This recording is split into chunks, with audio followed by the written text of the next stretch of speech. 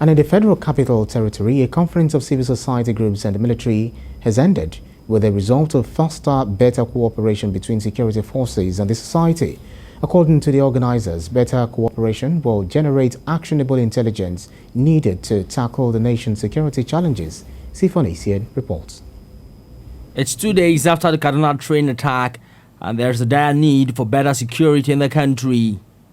This group in Abuja is emphatic that improved cooperation between security forces and members of the society is a better option in tackling the security challenges the country is faced with. That CIMICO is a veritable vehicle which will foster speedy and sustained end to the insecurity challenges in Nigeria, as all hands will come on deck to address the touchy issues involved in the war against the nefarious forces besetting the country. The benefits, according to the group, is that better cooperation would provide a platform for improved intelligence gathering, a situation that will shore up the capacity of security forces to respond to threats.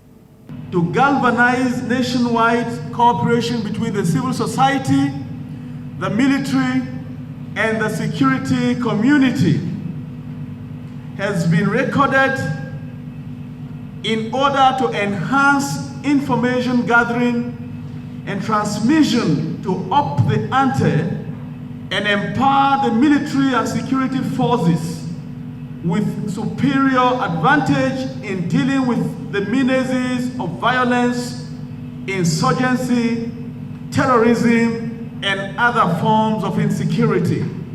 It's not the first time that meetings or conferences will be held on improving cooperation between security forces and members of the society. But what happens afterwards is the big question. Sifon Isian, TVC News, Abuja. And for a deeper look into Nigeria's security situation and possible solutions, a security and intelligence expert, Adams Abo, joins me from Akure, the Ondo State capital. Thank you so much for joining us on TVC Midday News.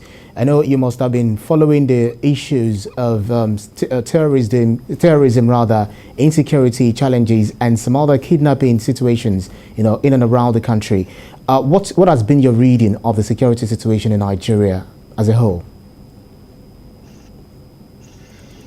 I think my view is we are today because over time, not just this administration, governments of the past were not taking security threats seriously as at then.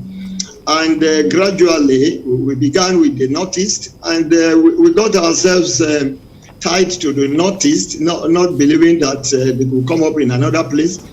And today we are starting from Zamfara to Niger, now Kaduna, and of course, it's going like that way.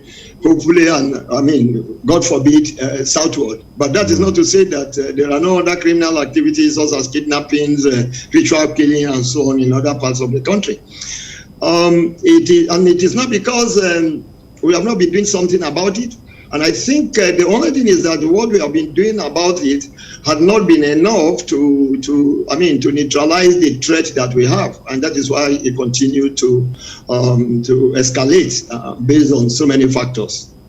Well, we just also read a little earlier that the challenge of insecurity, in Kaduna State is where we had some assailants were said to have stormed Zaria Low Cost, located at the outskirts of Zaria town. That's about 10 p.m. on Wednesday, abducting some victims. Yes. This was actually coming 48 hours after the Abuja Kaduna train bombing, and all of the things that happened around. But we also got information that the Abuja Kaduna train bombing, security forces actually failed to act despite intelligence on planned attack. So what would you say about receiving intel about anything that's going to happen, and it looks like those who were supposed to take action are not taking action? This tragedy was avoidable, wasn't it?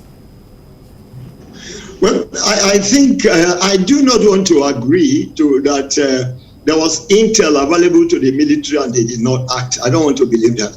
And again, I also want to say that there are several threats, planned attacks that have been, neutralized without even the public knowing. So when people talk about inadequate intelligence, it's because others have come up and they know about it. The one they don't know, they cannot tell. But let me say this: there is no member of the security forces that will go outside there and will not want to come back alive.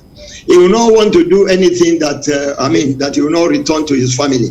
But don't forget that they are facing people that life does not make any difference to them. When people are saying, let us do this, let us do that, the bandits, let me call them, or the terrorists as they are now by law, all of them are terrorists. These are people that who had nothing before. Let's say those that their cattle have been lost and they have gone into banditry, and now they can kidnap and collect millions of naira in less than 2 days operation and so on. So thinking that they will be going back, which is not, I don't even expect anybody to think about it. But however, the government, I think last year, the governor of Kaduna State, he postulated a particular solution that I agree with. We are in let us not deceive ourselves that we are not in a war situation. We are in a war situation. And when you are in a war situation, what do? You do massive recruitment. These guys are many. They are more than the population of all our own security forces put together. Before you talk of ISWAP, you talk of Boko Haram, you talk of bandits, you talk of all manner of things. So let us believe that we are in a war situation. Let government believe we are in a war situation. Do a lot of constant and regular recruitment to make up our personnel, and then inquire. In security, there's something we call security convergence. Security convergence is an application of various security systems to achieve to achieve the peace or the orderliness that you want to achieve. Right. When you are talking about ISSM, the ISSM we want to acquire, have we talked about the security of the ISSM itself? Don't forget that some years back, we put some cameras in Abuja. You and I know that I don't think they worked for 2 months. And today, they're virtually vandalized. So we should be putting those things in place, right, while we are thinking of what to acquire, what not to acquire. Right, very quickly. That is the way I want to look at it. Very quickly, from the account of some of the victims, they said that some of these assailants were, some of them spoke languages that are not native to Nigeria, that it appears that some of these guys were from other countries. So what does this say about manning our borders? And also, would you also agree that we should employ the service of mercenaries who would help us to fight this terrorists, so to speak? Well, thank you. Let me start from the mercenaries. I think, I don't know whether it's in Congo or Kenya where they engaged these Russian mercenaries. How successful had it been? And when you talk about hearing from, foreign languages, nobody should be surprised, because the whole of West Africa is being bombarded by these terrorists, apart from few countries. And why those ones succeeded is because they dealt with the situation immediately. Those people were manifesting.